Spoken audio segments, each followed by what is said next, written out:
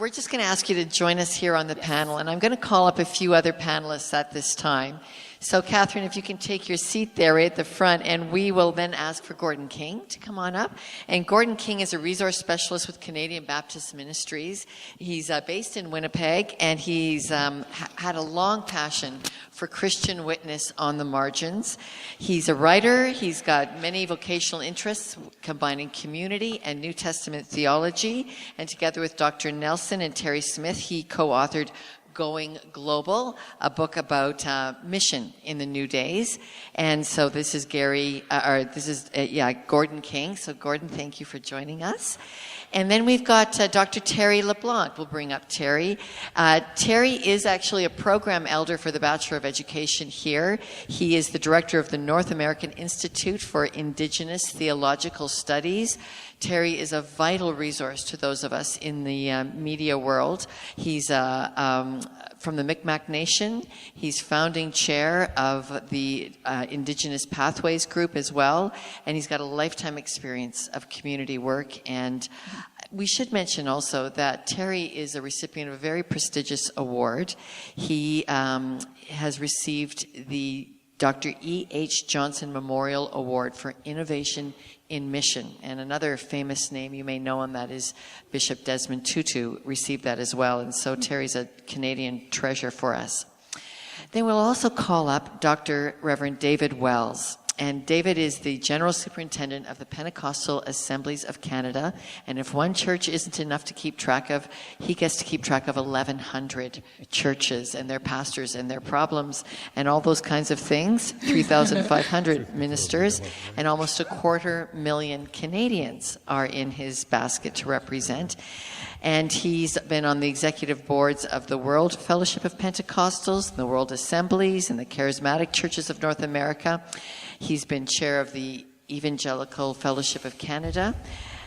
Little interesting thing, though, about David, he loves competitive sports, and he was chair for the Vancouver Olympic Organization's multi-faith community, but his own record-holding title is he served as Canadian chaplain for 5 sets of Olympic Games, 2 Pan Am Games, and 4 Commonwealth Games. So please welcome our distinguished panel, and we're going to chat with them.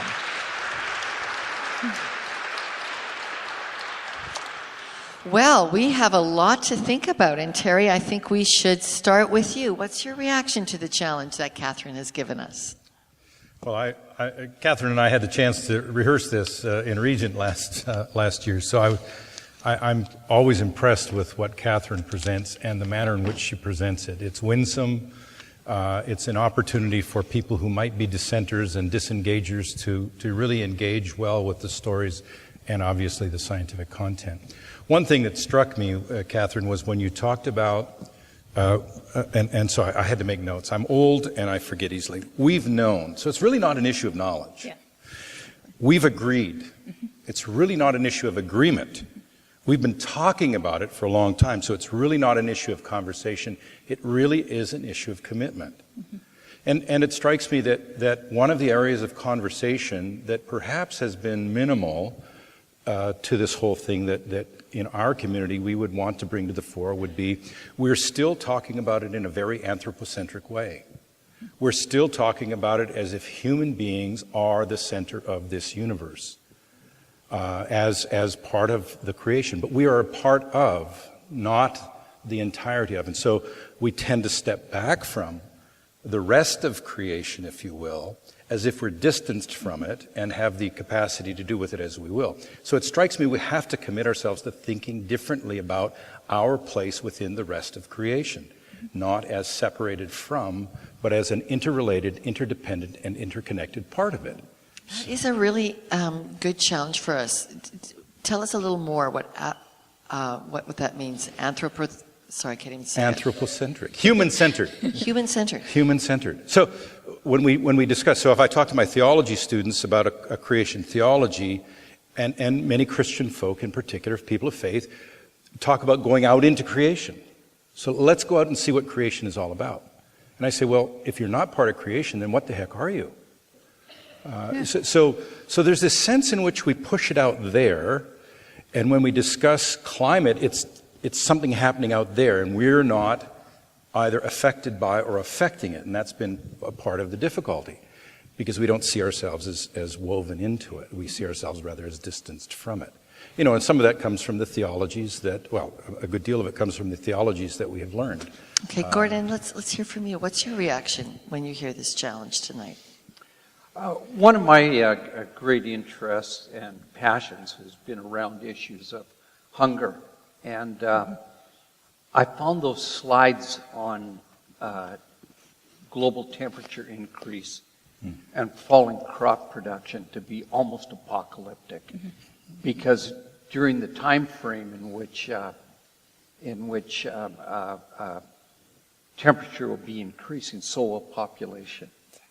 And I wondered, where do you see hope in this? Mm-hmm. Catherine, why don't you answer that now? Where do you see hope? Sure. I don't see hope in our scientific projections. There's been a number of articles over the past year about the anxiety and existentialist despair of a climate scientist. But where I do see hope is in people. Mm-hmm. I see that real change is happening. I see that ingenuity is being brought to bear as we recognize the issue, which is what we as scientists are good at doing, is diagnosing the problem. We are not so much the people who fix it as the people who diagnose it. Then people are recognizing, oh, we have to do things differently. We have to think of new ways to grow our crops that are more sustainable, different types of crops that give us more food. So the ingenuity is being brought to bear as we see the problem being expressed. Okay, and David Wells, you've heard the word on hope, but what was your reaction when you heard these slides tonight in Catherine's presentation? Thanks, Lorna, and great listening to you tonight, Catherine. And I guess I envisioned this room filled with, say, 250,000 people or more, and I envisioned the breakdown of our folks and understanding how they would respond to tonight. And the big job that we have to move people from a sense, there would be some deniers, there's no doubt about it, maybe in most of our Christian communities, but definitely in mine. But the bigger group would be those who see this as the natural outworking towards the final day, and of course it's going to go there. And the world's going to burn. Yeah, and so it's a case of theology, yes, but probably deeper is theological vision. What do you do with the fact that God is creator? So instead of human-centered, start theo-centered. Okay, what did he intend for creation? Do the whole biblical narrative, Genesis to the Revelation, his work through Christ, the work of the Spirit to be the life giver. And how do you educate 250,000 people about why you think that would actually lead to proactivity rather than passivity? And so Catherine, some light thoughts for you. Yeah, well, Catherine, you actually have done a lot of work on educating what might be the theological misconceptions people have about this. So tell us first about the science on skepticism. What have you learned about skeptics? Mm-hmm. Mm-hmm. Well, if I could dispel one myth that I think many of us believe, it's that we have to be a certain type of person to care about climate change. We have to be somebody who's already, we definitely recycle. We at least consider biking to work, even if we don't do it. We think about going green, and we look longingly at solar panels in other people's houses when we drive by. The reality, I think, is that nearly every single one of us as humans already has the values we need to care about climate change in our hearts, because climate change affects all the things that we already care about. It affects our health. It affects the safety and security of our families. It affects our economy. It affects the amazing places where we grew up and love. It affects our food and our water and our energy and our national security, and it affects the refugees that we're welcoming to this country today. Part of the reason why there are so many Syrian refugees today is because there was an extraordinary drought several years ago that drove people into the country, that led to a 50% unemployment rate in Syria. And that drought was made longer and stronger because of a changing climate. So I believe that we can be any person and have the values we need to care about climate change. But what we've been told today is that you only cared about it if you're a certain type of person. Now, in reality, when you look at people and you ask them what they think about climate change, people who are truly dismissive, people who you could present them with any amount of evidence and they would still say, no, that isn't true, it's just a hoax. It's a very small part of the population. Even in the US, it's only about 10% of the population. A much larger part of the population is who David was talking about, people who are doubtful or disengaged. We feel like, oh, well, we'll let those people argue it out. Whenever they decide what to do, then we'll think about it. So a lot of us are just very disengaged from this issue. We're not, formally dismissive. We're just, we have other things we worry about. But the reality is climate change affects those other things, and the time to do something about it is now. And so you've talked before, it's actually moving from the States up to Canada, right? And people's political lines do depend more even than their faith-based lines. Mm-hmm. And so it seems to me there's a real need that we move from taking political solutions to what these guys have articulated. Let's engage our faith on this. Exactly. All right, so let's start with you, Terry. Where do we begin on our Christian faith? Well, I mean, as I was saying, I think we have to revisit the philosophical and theological foundations on which our activities as followers of Christ have been predicated. So we have developed our theologies rooted in the idea that the fall has taken place. As David and I were talking at dinner, the creation has been subjected to this futility. It's subject to destruction. It's negative. It's evil. We have to avoid it. We have to find the spiritual path through this life to escape it. All of those kinds of things are part of our historical theological traditions, and they give fuel to people's doubt or their inactivity or their unwillingness to engage. I think we have to back up, and David alluded to it. I think we have to back up a chapter or two in Genesis and ask ourselves the thought, the plan, the idea, the intent of God, of our Creator, and say, what was his vision for us? And then when we engage the third chapter of the book of Genesis, we can look at it differently. We can project it. I think we have to go back to the covenant that God made, and we see that as a covenant with humanity. So if you pick up your copy of the NIV, the New Indian Version,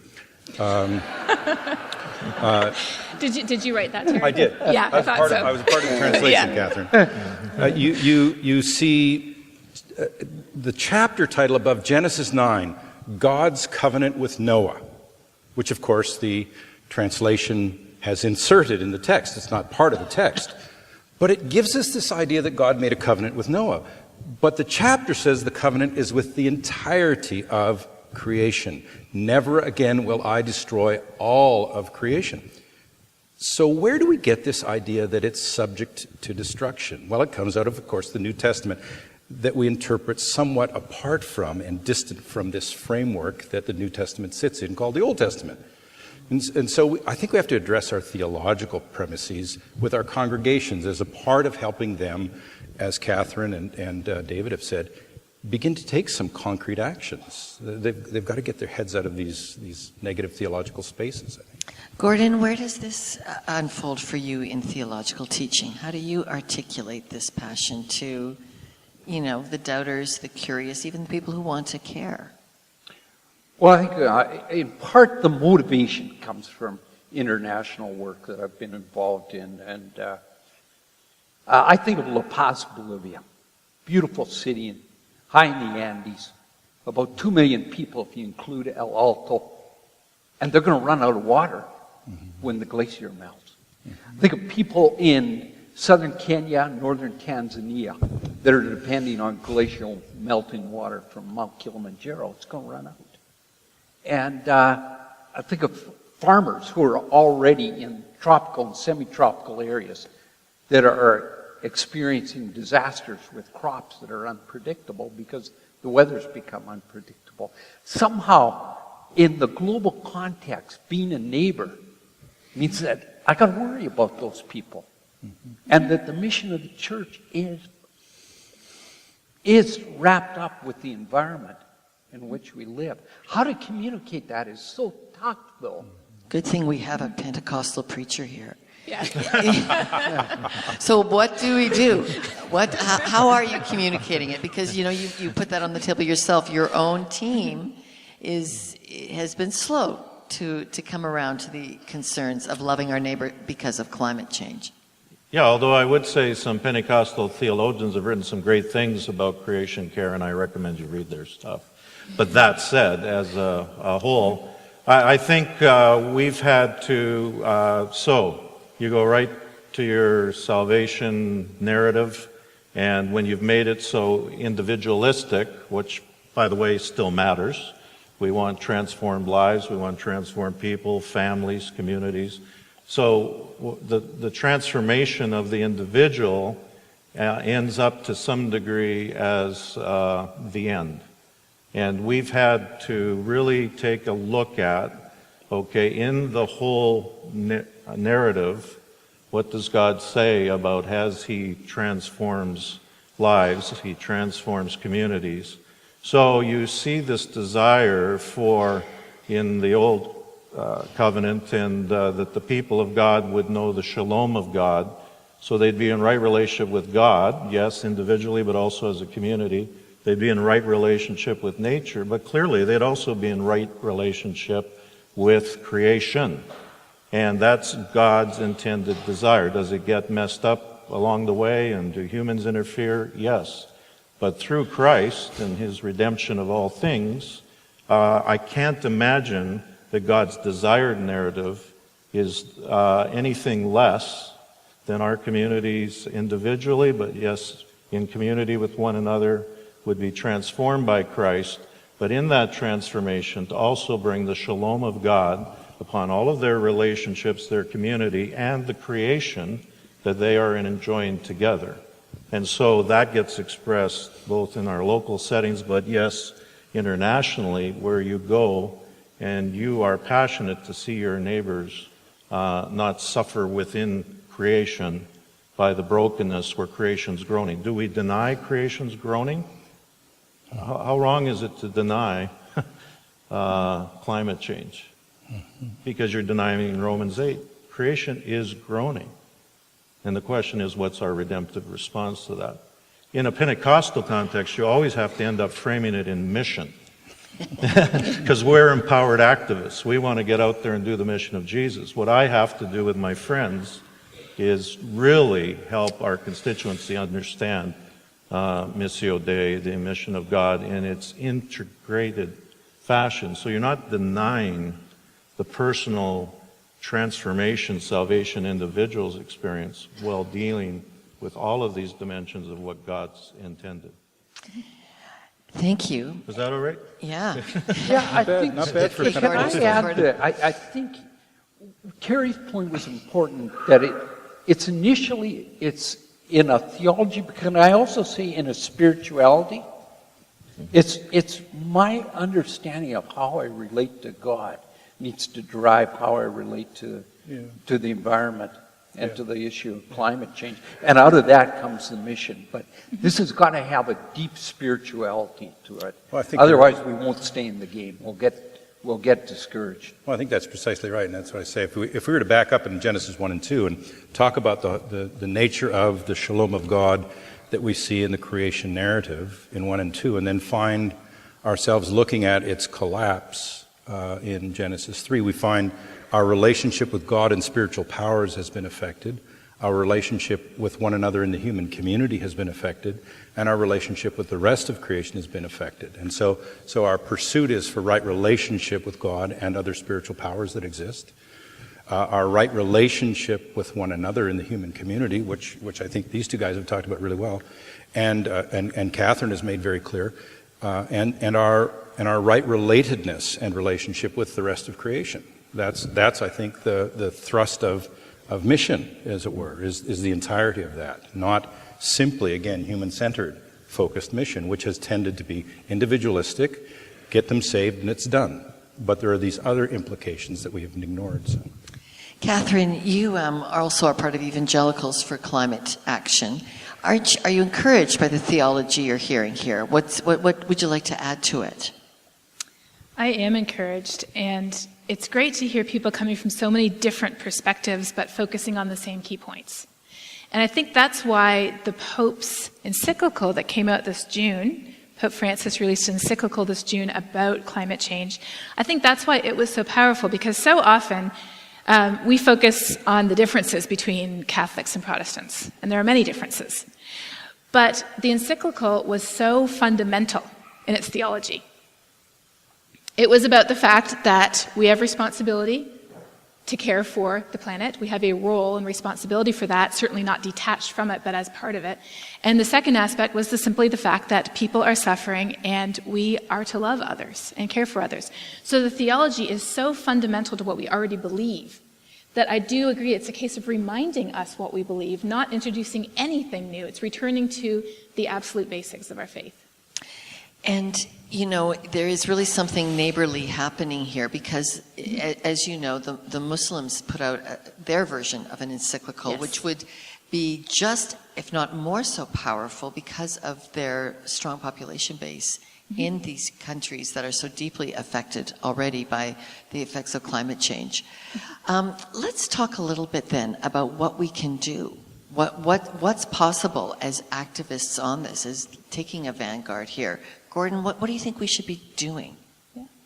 Well, I think the first thing we have to do is be informed, because the skeptics and the indifferent people like to jump on errors that we make. And so we need to keep up on the issues, and we need to be stubborn. I think you used that word, stubborn in our intent to keep climate change and environment issues at the forefront, because it's easy to get discouraged. There needs to be an obstinacy in the way we approach this issue, and there needs to be vision and hope. So I can say lots of other things like plant a garden, recycle, and but maybe those are two of the foundation things. Okay. Terry, what would you say? What would you like to see us do? You know, I think that Francis Schaeffer famously said, how should we then live, addressing some fundamental issues as he saw them in the moral and social engagement of people in the society. I think the question we need to ask of ourselves and ask one another is, what will it take for us to be satisfied in our life? In terms of our consumption, in terms of our engagement in the rest of creation. What does it look like for us to be satisfied? Because it strikes me that we're still very driven by the need to continue to consume more and more.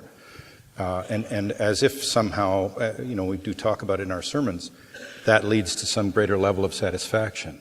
But I'm not sure that it has or does. So my thinking would be, we need to ask the question of one another, what does it look like for us to live as satisfied people?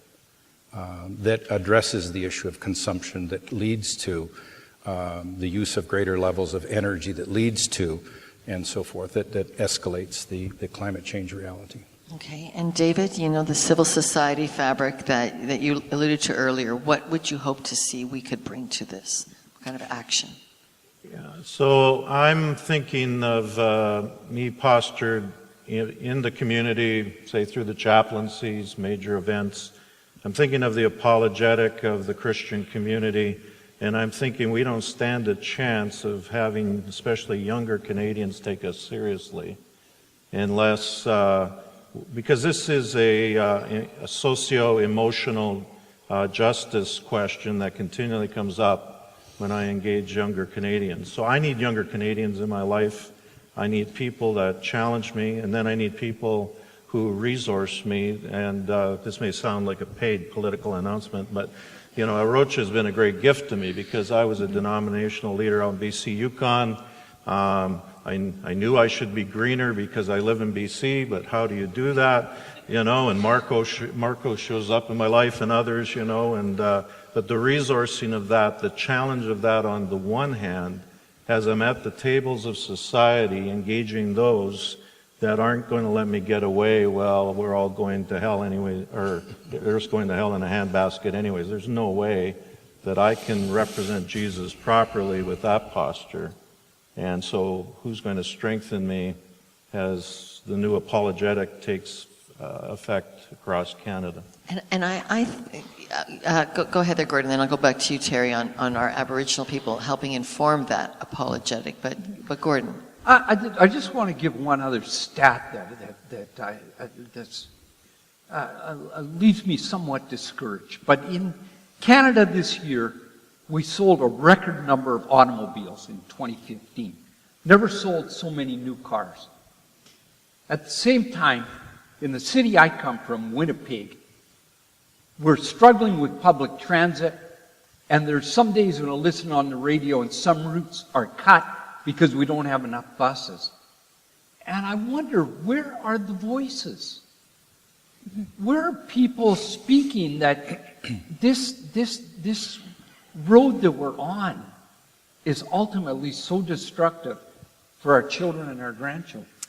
Well, let's talk, Terry, about what your community has been trying to bring us. And I think I first noticed it at Idle No More, which really had huge environmental concerns driving why they took to the streets as they did at that time. How do we learn and listen better from your people who, in many ways are our earth keepers? Mm-hmm. Yeah, I mean, that is a really, really good question. I think that the climate in Canada is... thank you, Gary. I appreciated that vote of confidence in my answer. The current climate in Canada, where Aboriginal people are being acknowledged, not just because of the TRC and the post-TRC conversations and so on, but being acknowledged as important participants in the conversations around the use of and the kinds of extraction of energies and so on and so forth. I think that there's an openness to listen. In the Christian community, I'm often branded, and I actually noticed your eyebrows raise a little bit when I talked about being in right relationship with God and other spiritual powers. I was thinking of the Holy Spirit. Yeah. and we're often thought of in terms of sort of these words like animism and spiritism and such like, but we actually do believe that not only human beings, but all of creation, by reason of it having been created, is possessed of a spiritual nature. Now, human beings are differentiated from a biblical theological perspective as having been endued with the image and likeness of God, which differentiates us. But we've seen that as diminishing the spiritual nature of the rest of creation. So when the creation does groan in travail, there's this literal sense when Job talks about the rest of creation informing us. And Catherine, the science is the rest of creation is speaking. The birds of the air, the fish of the sea, the animals upon the land, the earth itself speaks. It knows these things intuitively. There's this sense in which we've been saying this for a long time and been dismissed as spiritists and animists and pantheists and so forth. But there's this deep sense that we have always had that the rest of creation that we ourselves are part of and interconnected with has been trying to get our attention. If you will, it's been speaking to us in tongues, but we've lacked the interpreter. No. Terry, the tongue is science. The tongue is science, and so now we have an interpreter. Tongue is science. Okay. So, thank you, Catherine. That's good. I like that. I'm going to use that. So I think that, and it's not that we're, I mean, you get people who think somehow that when I put my ear to the ground, I can hear a deer being born in the forest, and there's that sort of idea about who we are, and if we listen really carefully, we can tell whether it's a buck or a doe. It isn't quite that, but there is this sense, because we believe in the spiritual nature of all of creation, there's this sense in which we intuit things that the Western society has ascribed to a more rational cognitive engagement. And we need to re-embrace intuition. Things like Ignatian spirituality that have invited people to begin to engage less rational, less cognitive, and more intuitive would be helpful. Yeah, and not only because, the Aboriginal population is so small in Canada, but we have just run over you. Like we've just, mowed this intuitive. I hadn't noticed that. Yeah. it you know, with what, for me anyway, what happened at Idle No More, all of a sudden, bang, there it was in social media, back and forth, and on the streets everywhere, and as we see, you know, the opposition to pipelines, the treaty renegotiations, all those things, you start to say, aha, if spiritually we would really be brothers and sisters here, we would be learning what science has been trying to warn us of. Any advice for us, Catherine, into this? Yeah. So I'm a very practical person, and often at this point in a conversation, I'm thinking, well, I'm not the Prime Minister. I'm certainly not a minister of anything. I'm not somebody who makes decisions for the City of Toronto or even Tyndale University. So what can I individually do? The way I think of it is I think of it in three spheres. I think of it as our individual or our family, and then I think about our community, and then I think about our province and our country. So individually, something that's really easy that we can all do, and I promise it's painless too. Step on the carbon scales.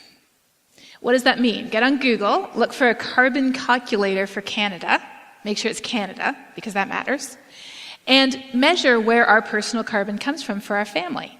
It's different depending on where we live, how many people live with us, how far we travel, what type of food we eat. Figure out where it's coming from. Where do you get one of these carbon scales? Sorry, I should know You this. just Google carbon calculator. They're in the Carbon bathroom. calculator. You Google it. I didn't bring them with me. If I thought it would be cool to have one at the back, but it doesn't work that way. Okay. Google carbon calculator, enter all your info, and it'll tell you where your family's carbon comes from. And then you know, oh, well, maybe if I did this and this and this, it'll give you suggestions I can reduce it. So that's our personal sphere. But then there's our community sphere. How can I work within my neighborhood, my church, my school, my community group? Like the church, the evangelical church in Minnesota that decided to host a community solar garden on the church roof because it's a lot cheaper to install a huge array of solar panels than to put them individually on everybody's roof. It was a great witness to the community because they could tie in with the church. Or the church whose youth group decided to go through all of the senior citizens' homes in their neighborhood and replace their light bulbs with LEDs, cutting their energy costs and also helping people who it's really tough to get up on a ladder and change those bulbs. Or if it's the city of Dallas who decided to retrofit their buildings to be LEED certified because Dallas is working on its reputation. It LEED certified its buildings and it saved so much money that it went up to the next level. What if we did that with our churches and saved all that money that we could then give to others around the world? So there's plenty of ways that we can work within our community. But then we need to also work within our province and our country because a lot of these solutions, like you were just talking about with Winnipeg, they can't happen alone. If we need a good transit system so we don't need that extra car or a car at all, other people have to help make that happen. And so that's why being involved with our leaders is so important. And so one of the organizations that I work with in Canada and the States is called Citizens Climate Lobby. They are an organization, yeah, I knew there'd be a few people here.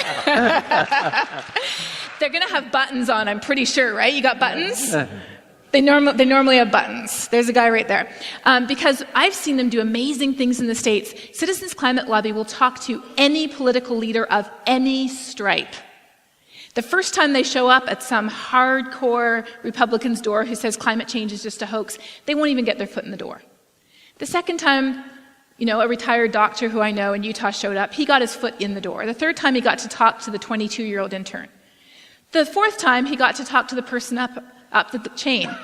2 years later, after that man had patiently and lovingly been visited the same elected official for 2 years, 2 years later, they were on a first-name basis, and that man came to have breakfast with me when I was in Utah to say, how can I, as a Republican, talk to people about climate change? So if that can change, think of how much more we can do here in Canada, where many of our leaders are already on board and are already wanting to do stuff, but they need to hear from us to encourage them to. So there's those three spheres I feel like we can operate in. Okay, and I want to ask, ask our faith informing all of them. And I want to ask all of us about pick a sphere and give us your advice for what you've seen as successful or something that you are either doing personally or provincially or federally. Gordon, what about you? One of the things we're doing as a Canadian Baptist is working with smallholder farmers around the world as part of the Canadian Food Grains Bank. And we're urging the Government of Canada to restore aid to smallholder farming to what it was in 2008 to 2010. And this relates to not only hunger, but also to climate. Because we know that the diversity, in contrast to large monocropping, the diversity of smallholder farming allows for greater protection of biodiversity and greater capture of carbon in the soil. And so this is one step that we're taking congregationally. Wow. Okay, Terry. One of the things that I've been doing is working with chiefs and councils who will listen to encourage them to maintain a posture of responsible engagement in light of the new openness to our participation in the economic opportunities of Canada, to maintain a posture of a commitment to sustainability, to the environment, instead of simply jumping on board to get our share of the slice of the pie, and to act with integrity with the industries that we partner with. So I've been encouraging and at times challenging our leadership to take a step back from getting our share of the pie to what does it look like for us to continue to think the way that our ancestors did about our role within creation as we try to bring our people into a better place of living. And since we're starting all new government departments and leaders here, that's a really key thing for us to pray for you, that you will have influence with our Aboriginal leaders who are now welcome at, it seems, many more tables. Indeed. Because of that. David, what's your favorite activism trigger? Well, through our Erdo group, we're glad to be part of the Canadian Food Grains Bank as well, and those involvements. And there's a lot of international lessons and challenges that inform us. And then as a national leader, you're kind of someone to bring that back home and translate it into our current context. So right now I'm trying to expose as many of our leadership circles as possible to good resource, to think through our theology, to go the next level, to ensure there's good information flowing through our publications and every other means that we have to communicate, and just not let it be a back burner item that comes up once every 4 years, maybe because Paris happened and then it disappears. We don't want to be like the news cycles of our country where, things disappear. We need to keep things on the front burner. Well, thank you. I was going to say, I just like to go around at the end of the day and unplug all the things that don't need to be plugged in. But Katharine, it does matter. Individual choices also do matter, don't they? Tell me a little bit about how you, what are your favorite hobby horses that you get on about the way we just normally consume, personally? That you think actually could make a difference? Well, the first thing I want to say is often we think, oh my goodness, we have to be very restrictive. I can only shower once a week. I can't turn on the lights anymore. And I think we have to recognize that we will still be able to do these things in new and different ways. I mean, those of you who follow tech have probably heard of somebody called Elon Musk. Yes. So after the man single-handedly replaced NASA, he then turned his mind to building batteries, and for $3.50 US, which is about 3 million Canadian, not quite, for $3,500 US, he's built this power wall that you can put in your house. So if you have solar panels or a little wind turbine, you can store your own energy. You don't even have to put it back on the grid anymore. Before he designed this, the next closest company was making one for about $40,000 or $50,000. So the tech solutions are incredible, and I get so excited about new tech. I mean, who doesn't? I'm gonna tell a story that embarrasses my husband, who is here tonight, just slightly. He, by the way, is an awesome speaker. He's speaking at People's tomorrow, People's Church, and he's doing the Toronto Spiritual Life Convention starting tomorrow night, going through Wednesday. So a couple of years ago, we were here in Toronto, and the new iPhone was coming out for Christmas. In the States, you get the new iPhone the week earlier. So he had the new iPhone. So we were at Sherway Gardens, and there was a lineup of 200 people out of the Apple store waiting for their iPhone. So he pulls out his new iPhone and he walks down the line. Why did people want the iPhone? Was it because it was greener, because it was cleaner, because we should have it, because you really ought to have it, because that's what we should do? No, you want it because it's cool. So I get so excited about the awesome new technology that are making our lives better and cutting carbon emissions and saving energy and water at the same time. Wow. Wow. Well, this has been just a fabulous conversation. And I want to bring one more person up to join us right now. I want to ask Marco Cosimo to come on up. And Marco is the president of Rocha Canada. And Rocha was at the summit, at the climate summit in Paris. And this was such a big thing to see so many evangelicals there this year lobbying for change. Marco has been a part of educating me, certainly, but all of us as the leader of Rocha, especially you as a BC guy.